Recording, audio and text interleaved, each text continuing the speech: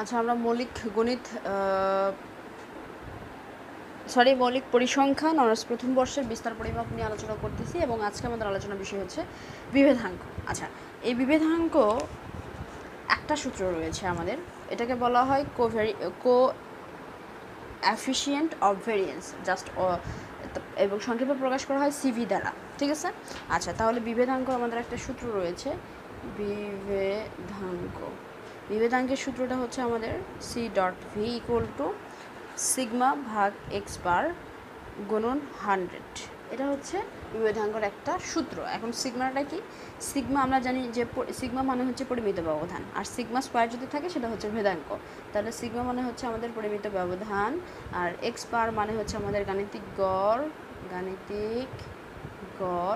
গাণিতিক গড়ের একটা সূত্র রয়েছে, সেটা আমরা সবাই জানি যে এটাকে সামেশন এক্স ভাগ এন বলা হয়। যাই হোক, আমরা অঙ্কের মাঝে শিখবো, এমনি বললাম আর কি। আর সি ডট ভি মানে হচ্ছে বিভেদাঙ্ক।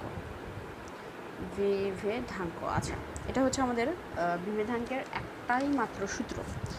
তাহলে একটা জিনিস আমাদের এই সূত্র থেকে তোমরা দেখতে পাবে যে আমরা যদি বিভেদাঙ্ক করতে যাই তাহলে আমাদের সিগমা লাগবে, অর্থাৎ আমাদের পরিমিত ব্যবধান কীভাবে বের করতে হয় সেটা কিন্তু আগে জানতে হবে।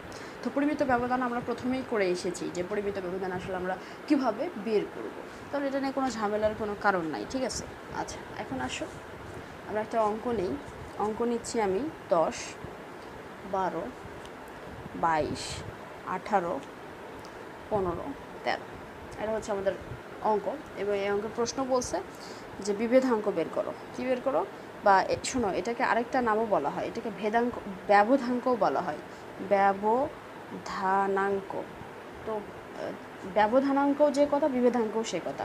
তাহলে মনে করো বলছে ব্যবধানাঙ্ক বা বিভেদাঙ্ক বা সিভি বের করো। কী বের করো? সিভি বের করো। এটা প্রশ্ন, এটা আমরা উত্তর এখন বের করব। তাহলে আচ্ছা,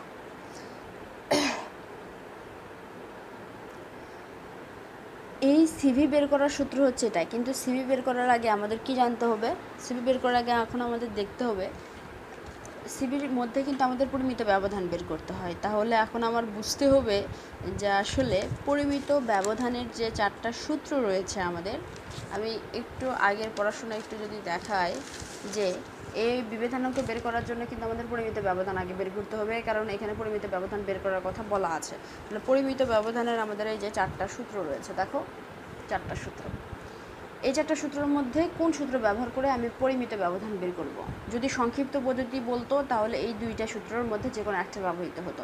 যেহেতু আমাদের সংক্ষিপ্ত পদ্ধতি বলে না, এই 2 সূত্র বাদ। এমন কথা হচ্ছে এই সূত্রের মধ্যে কোনটা ব্যবহৃত হবে? যদি আমাদের প্রশ্নে গণসংখ্যা থাকে তাহলে এই সূত্র ব্যবহৃত হতো, কিন্তু আমাদের প্রশ্নে কোনো গণসংখ্যা নাই, সরাসরি জাস্ট সংখ্যা উপাত্ত দেওয়া আছে।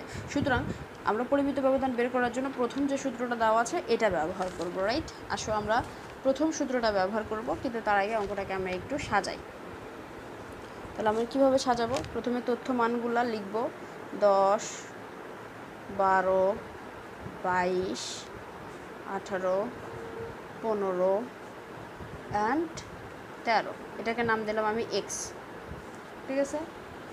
আচ্ছা, একটু করে নেই। আর এক্স স্কোয়ার আমি বের করব।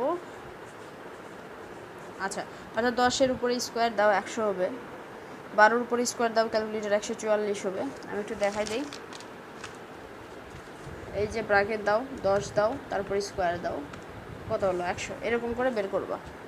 আচ্ছা, তারপর 144 এটার উপর দিলে হবে 484, 324, 225 এবং 169।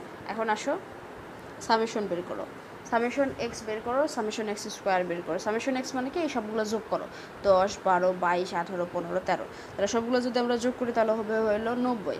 আর 100, 144 এই সবগুলো যদি যোগ করি তাহলে আমরা পাবো সামেশন এক্স স্কোয়ার, যেহেতু আমরা এক্স স্কোয়ার উপরে নাম দিয়েছি, এবং এটার হবে 1446। এখন আসো সর্বপ্রথম আমাদের এই সূত্রে যে সূত্রটা দেওয়া আছে, এই সূত্রে সর্বপ্রথম কি দেওয়া আছে? পরিমিত ব্যবধান। তারপরে আমাদের এটা বের করতে হবে। তো আমরা পরিমিত ব্যবধানটা পরে বের করবো, এক্স বারটা আগে বের করবো। তাহলে এক্স বারের একটা সূত্র রয়েছে, সেটা হচ্ছে সামেশন এক্স ভাগ হচ্ছে আমাদের, আমরা এই এনও ব্যবহার করতে পারি অথবা বড় হাতের এনও ব্যবহার করতে পারি, কিন্তু যে এনই তুমি এখানে ব্যবহার করো না কেন, এই এনের মানেটা দাঁড়াবে যে এখানে কয়টা সংখ্যা রয়েছে, ঠিক আছে। তাহলে এক কাজ করো, প্রথমে এক্স বারটা আমি বের করতেছি, তারপর পরিমিত ব্যবধান বের করব।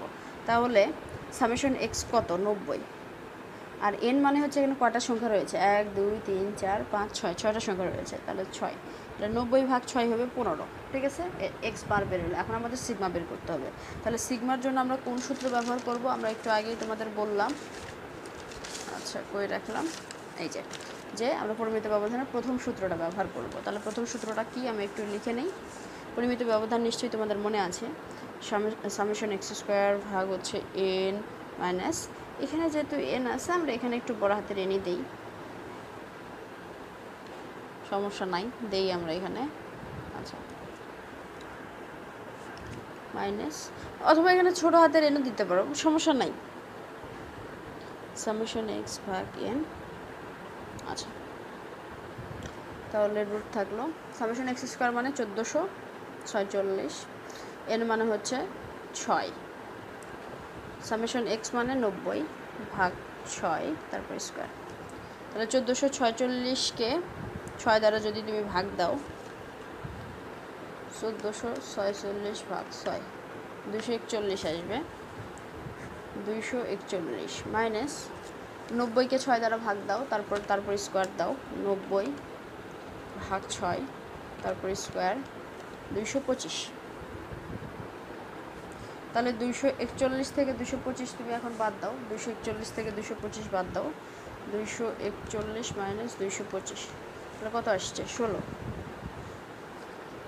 তাহলে এখন এক কাজ করো, এই রুটটা উঠাই দাও, তাহলে এক কাজ করো, প্রথমে রুট চিহ্নের উপর চাপ দাও, এই যে রুট চিহ্নের উপর চাপ দাও, তারপরে লেখো 16, তাহলে রুট 16-র মান আসবে হচ্ছে 4। তাহলে তোমার এক্স বার, এই যে আমাদের এখানে এই সিভি বের করার জন্য, অর্থাৎ বিভেদানাঙ্ক ব্যবধানাঙ্ক বের করার জন্য আমাদের প্রথমে সিগমা বের করতে হবে, আমরা সিগমা বের করেছি, আমাদের এক্স বার বের করতে হবে, আমরা এক্স বার বের করেছি। এখন এই মানগুলো জাস্ট আমরা বসাবো। তাহলে এখানে আসো, সিভি ইকুয়াল টু সিগমা ভাগ এক্স বার গুণন হচ্ছে 100, সিগমার মানটা কত পেয়েছি দেখো তো, 4 পেয়েছি, সিগমার মান আমাদের কত, এই যে 4, তাহলে 4 লেখো, এক্স বারের মান কত 15 গুণন 100, তাহলে লেখো 4 ভাগ 15, 4 ভাগ 15 কত হলো, 0.267। আচ্ছা এখন গুণন 100, আচ্ছা গুণন 100, তাহলে এই 0.6 0.2767, এটাকে ভুল লিখতেছি বারবার, 0.267 গুণন 100, তাহলে আসবে আমাদের 26.7%। বি রিমেম্বার এখানে পার্সেন্ট ব্যবহার করবে, কোনো সঙ্গে 100 দ্বারা গুণ করলে সেখানে পার্সেন্ট ব্যবহার করতে হয়। সুতরাং বিভেদানাঙ্কের অঙ্কেতে আমরা কি করতেছি, বিভেদানাঙ্ক বা বিভেদানাঙ্কের অঙ্কে আমরা এখানে উত্তরের এখানে পার্সেন্টেজ ব্যবহার করব। আশা করি কীভাবে করতে হবে তোমরা এটা বুঝেছ। এখন বিভেদানাঙ্কর হচ্ছে করা উচিত আমাদের, যে গণসংখ্যা যদি থাকে, এখানে তো গণসংখ্যা ছিল না, তো গণসংখ্যা যদি থাকে তো সেক্ষেত্রে আমরা অঙ্কটা কীভাবে সলভ করব, আমরা আজকেই করব গণসংখ্যার অঙ্ক। তাহলে এক জায়গায় একটা লেকচারের সাথে থাকলে হবে কি, মানে বিষয়টা একটু সুবিধার হবে বলে আমি মনে করতেছি। ওকে, আচ্ছা আমরা একটা অঙ্ক নিয়ে তারপর আবার আসি। আচ্ছা এখানে একটা অঙ্ক নিয়েছি, দেখো প্রাপ্ত নম্বর 0 থেকে 10, 10 থেকে 20, 20 থেকে 30, 30 থেকে 40, 40 থেকে 50, 7, 12, 24, 10 এবং 7, এটা দেওয়া আছে আমাদের হচ্ছে ছাত্র সংখ্যা বা গণসংখ্যা, এটাকে বলতে পারি। অঙ্ক বলছে সিভি বের করো বা বিভেদানাঙ্ক বের করো বা ব্যবধানাঙ্ক বের করো। তাহলে আমাদের সিভির যে সূত্রটা আমরা জানি, আমরা একটু সূত্রটা এখানে লিখি, যে সিগমা ভাগ এক্স বার গুণন 100। তাহলে আমাদের এক্স বার বের করতে হবে, সিগমা বের করতে হবে, 100 বের করতে হবে, এই সবগুলো বের করতে হবে। আচ্ছা তো এখন আমাদের ছকের প্রয়োজন, রাইট?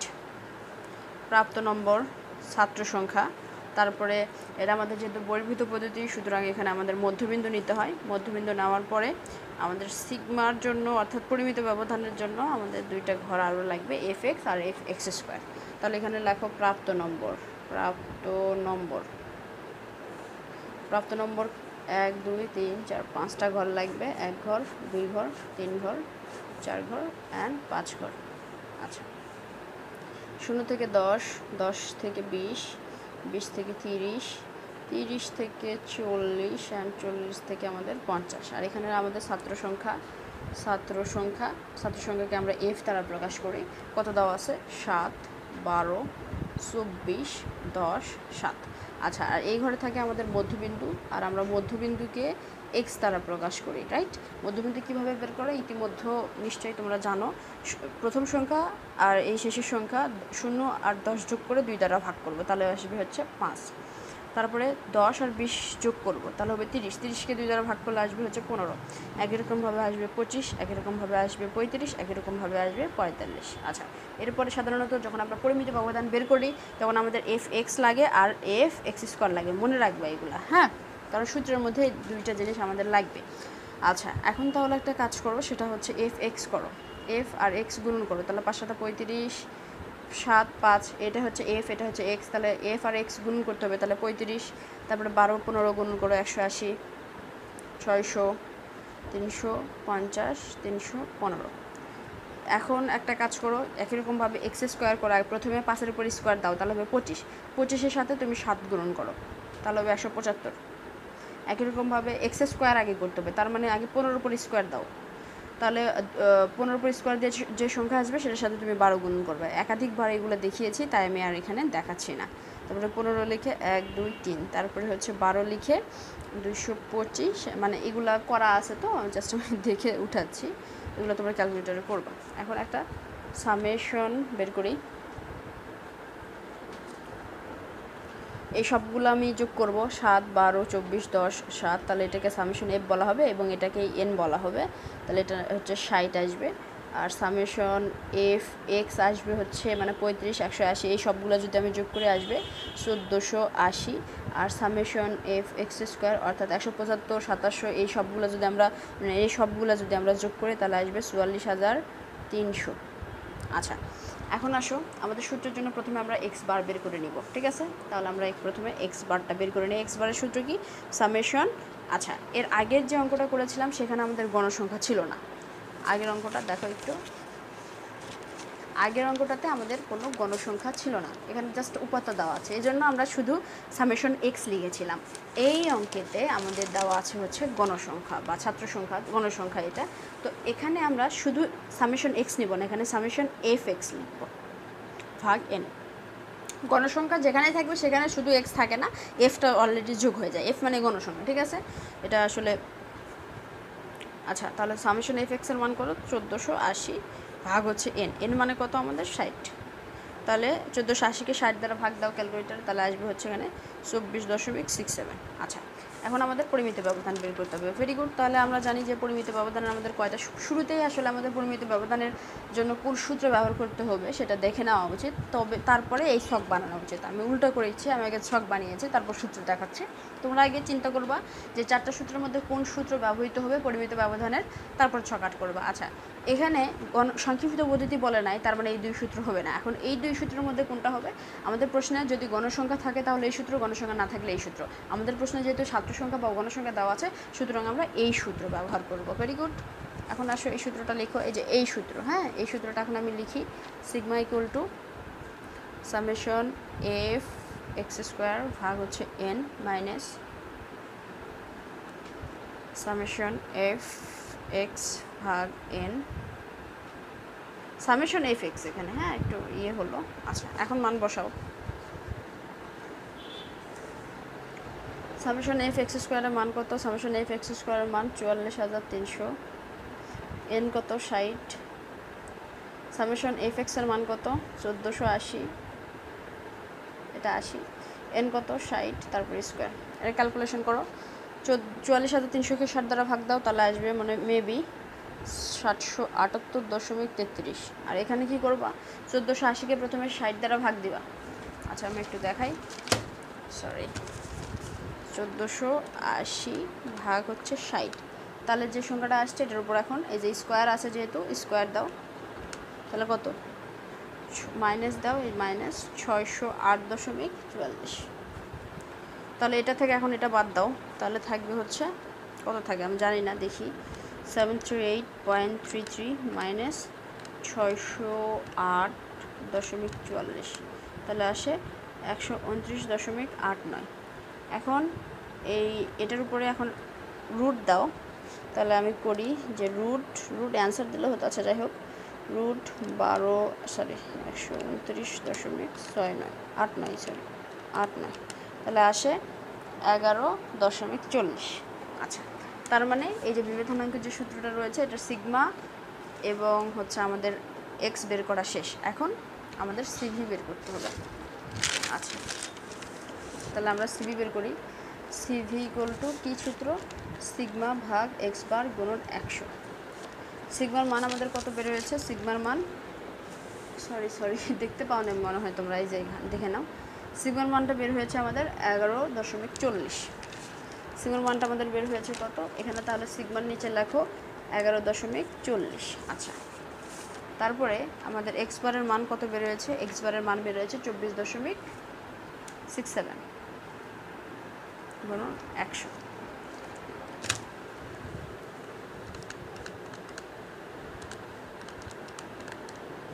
এটাকে এটা দ্বারা ভাগ করো, 0.46 গুণন 100। তাহলে এটাকে 100 দ্বারা গুণ করো, তাহলে আসবে কত? 46.20%। অ্যান্সার আমাদের শেষ। আমরা পরিমিত ব্যবধান করলাম, আমরা শেষ করেছি, আমরা ভেদাঙ্ক শেষ করেছি, আমরা বিভেদনাঙ্ক শেষ করেছি। এরপর আমরা সালের প্রশ্ন সলভ করবো, যে এই তিনটা যদি একসাথে চাই তখন আমরা কিভাবে সলভ করবো সেগুলো ইনশাআল্লাহ নেক্সট ভিডিও আসবে, সেগুলোতে আমরা দেখবো। সে পর্যন্ত সবাই ভালো থাকো, সুস্থ থাকো।